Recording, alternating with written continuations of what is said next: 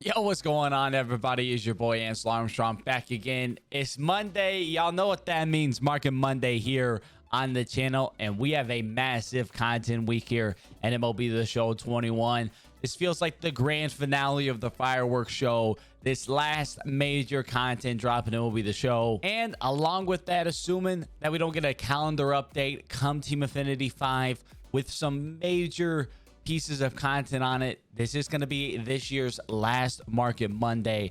Absolutely wild to think about. 32 Market Mondays later, and we have reached the end, what seems to be the end of the content cycle and then with the show 21, the last really opportunity that we need for Stubs with this major collection. So I just want to take this moment, thank you all for supporting the channels, the videos this year. It's absolutely been a wild journey this year. Already looking forward to MLB The Show 22 so we can get back out on that stub making grind. But we still got a lot to go over this week. We got Team Affinity 5. We got a major collection coming out. We have a new event happening as well. A lot of movement in the market. So let's go through. Let's break down. Let's talk about how we can be best prepared for Team Affinity Season 5. Because, of course, we're going to be wanting to get those cards as soon as possible on release. So hopping in here, looking at the calendar. On Tuesday, tomorrow, first, we do have the Prime Awards event. We know one of those rewards is going to be Noah Syndergaard Prime card.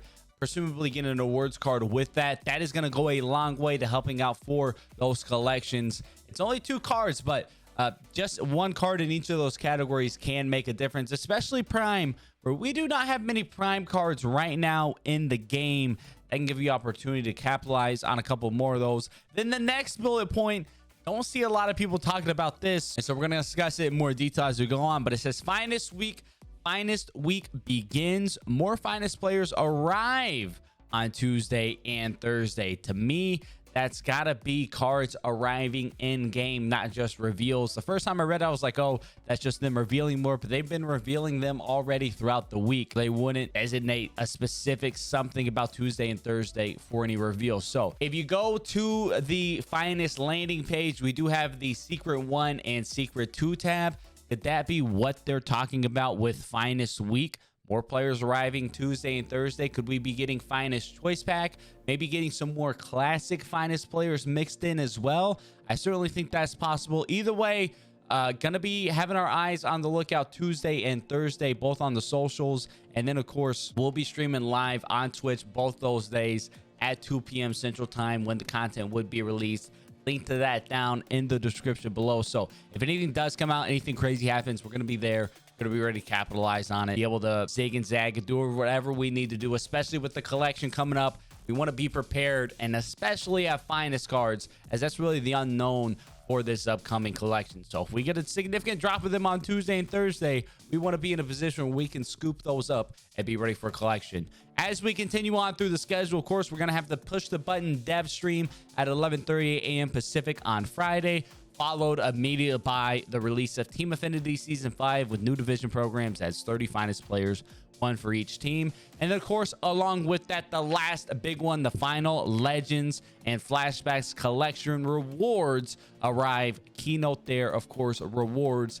We do know that it is going to be multiple players. They mentioned that in their stream last week. If you missed our video on prepping for the collection yesterday, we released a video. You can click the link up there right now at the top of your screen to bring you to that, where I break down how many of each card type I am predicting that we are going to need to be having for this final collection. That's based off breaking down the numbers from both the Kershaw and the Mookie collection, what percentages we needed there, and extrapolating that out to how many cards are currently in the game. So definitely be sure to check that one out right there. For now, let's go ahead. Let's take our first little look into the marketplace. If we're looking at buying or selling, let's see where maybe the best opportunities are for that right now. As we take a look here in the marketplace, a lot of cards definitely up as people are preparing for these collections. I mean, a guy like Rendon, previous event award and a finest, you can see his price. You can see that trend line there, very firmly trending up. We see that a lot with all of the finest players. Of course, that is the biggest unknown in this collection, is the finest. We see a lot of these trending up, except for the ones that just came out. Chapman, Flaherty, and Glaber, they just came out in the inning program, so they've been trending down as people have been getting them. But a guy like Javi Baez, we can see that trend up. Even Kirby Yates, we can see that flat line kind of starting to trend up a little bit. Still a card that hasn't been in the game very long, so a lot of people still acquiring it. Guy like Blake Trinan, you can see right at the end on the left of your screen, very firm trend up. I expect this trend up to continue over the next couple days. If you've invested and you've stocked up on your Garvers, your Brian Andersons, Danny Santana's, Locanes, Vogelbach, Nolas, etc., you've stocked up on them, I do recommend going through and sell off the hype. If you bought these when they were being released, especially a lot of the classics guys from the indie program, those are around 10K, maybe 15K when you're buying them. They've doubled, tripled their price since then. I definitely recommend sell off the hype. Don't be stuck holding the bag of these. Collection could drop Friday, and the amount of finest we need is less than expected. And all of a sudden, you have a lot of people rushing to sell off duplicates that they had, bringing down prices. Plus, who knows what comes Tuesday and Thursday? They influx a significant amount of finest cards. Could bring down the prices of some of these current finest cards in the game. So a lot of people are asking, what do I do with finest cards that I have? I would sell. I would take the profit. You could hold out a couple more days, and of course they could continue to go up. The collection could drop, and you could need all of them, and they could skyrocket through the roof. But obviously you're taking a risk in doing so. So I like the safe play. Take my profits. I can go spend that elsewhere on cards I don't have before they climb up too much in price as well. Also, if you had invested in the kitchen sink guys, they've had several dips over the last couple weeks, starting with the flash sale that they had. Then they dipped again as we got them in some free packs. They are starting to rebound real nicely. Take a look at Darren O'Day. We can see his trend line starting to creep up back up to 20K. Same with David Robertson. They're doing really well if you're buying these guys at quick sell value, and they were quite down at quick sell for some time. Another thing to note, same with awards, right? We have several awards guys from our kitchen sink packs. We have on over here guys like Dallas Keuchel, Eloy, Porcello, Darno, etc. Next event is Prime and Awards. So we could see our awards position players like Eloy and Darno go up as people buy those for the event. And our Prime pitchers like O'Day, David Robertson, along with our awards pitchers as well. It's going to be awards pitchers and Prime pitchers, and then awards position players. Lots of awards and Prime guys in the kitchen sink. So we could see them trend up a little bit just with that alone. Not to mention, of course, as we creep up towards Team Affinity 5 and the collection. One thing to note though with Team Affinity 5, similar if we come back out here again, I like selling off the hype. I like playing it safe. We come in here, we look at Team Affinity. We'll take a look at the AL East Team Affinity right here.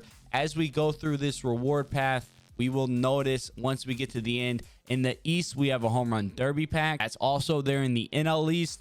In the Central, we get a Field of Dreams pack. That's for the NL Central too. And then in the AL West, we are getting that All-Star Game choice pack in both divisions. So a choice pack in each division, probably likely to return, if not multiple. So if they flood the market with Home Run Derby, Field of Dreams, All-Star Game, Kitchen Sink, Space packs in this last Team Affinity 5, expect prices to plummet on a lot of those cards. If everybody doing Team Affinity gets a kitchen sink pack out the gate, those prices are gonna absolutely tank. So again, that's a situation I'm probably going to be selling Wednesday, Thursday night as the hype builds up into the collection.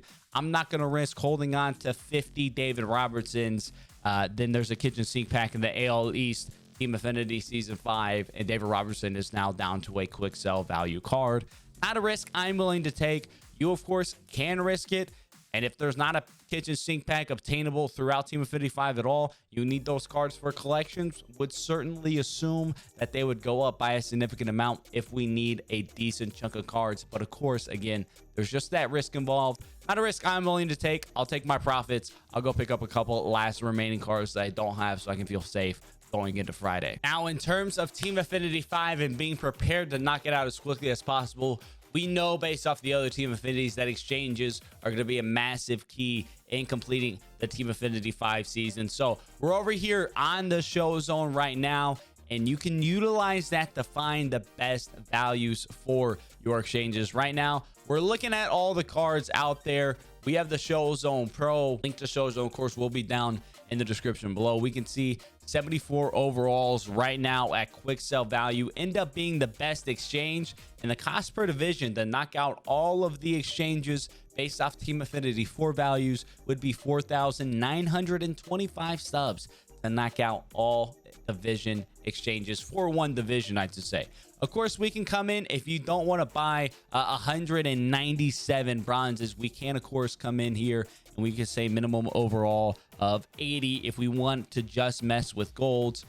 We can do that, and we can see Brandon Belt 84s, lots of those at quick sell. Cost per division ends up being 21,000 on those. Not bad either, spending 21,000 to complete all of your exchanges. We can reasonably say that there's at least some possibility that come Friday, as people are knocking out these exchanges and wanting to complete these exchanges, that the price of guys like Brandon Belt do not stay at a 1,000 buy at quick sell value. I would expect that to be a little bit more in demand. People are going to be buying Brandon Belt to do the exchanges. So if you want to make some investments, you want to store some stubs, even buy some golds at quick sell value. They're not going down at this point. We're not getting no roster updates, so they're not going to drop to silver. The absolute worst case scenario that you make, you just quick sell them back, recoup all your subs. Best case, they jump up in price, especially for a division like the NL West. We have a lot of cards not revealed yet, but NL West out the gate, we have Tatis, arguably going to be the most desirable card in the whole program. He's the cover boy. Everybody's going to want him at shortstop. We have Max Muncy, always a card who people love. Probably going to have second base secondary as well. And Ketel Marte, who could end up being one of the sneakier cards in the entire program. So NL West could be a division that is very, very in demand. People go out, buy up all the NL West cards on the market. All of a sudden, Brandon Bell is selling for 2,500, 3,000 versus that 1,000. You made a solid profit. And if you're not looking to sell for a profit, you've gone ahead and bought those, so you're not having to buy at the inflated prices on Friday. You can always drop a pack sale or something like that to kick that off, change that up a little bit. But in the past, we have seen card prices rise on Team Affinity release days as people are going out, buying up all the cards to do those exchanges. Be prepared. Be ready to do the exchanges already beforehand. Any extras, dupes you have, be ready to sell off. Capitalize on that last chance for an inflated market. Same with flipping as well. Market's going to be moving fast. Probably the last really, really fast market day of the year. So last chance to come in, make some big time flips with Team Affinity 5. If you are someone who's looking to flip, help you get those last little bit of stubs for the collection. So there you have it. That does do it for Market Monday today, getting you prepared for Team Affinity 5. It's going to be a doozy. I can't wait. So many awesome new cards are going to be introduced into the game. It's going to end out the year on an incredible note. As always, you enjoyed this video, definitely be sure to leave a like and subscribe. If you enjoyed Market Monday throughout this year, know that I do appreciate all the support. As always, if you have any questions, be sure to hit me up down in the comment section below. Of course, I won't be going anywhere. We're still going to have tons of videos coming out. A lot of gameplay videos here on the horizon. So if you enjoy our stub making videos, definitely be sure to stick around, watch some of our gameplay videos as well. We have a great time with those. But in terms of stub making videos, until it'll be the show 22, I'll catch y'all around.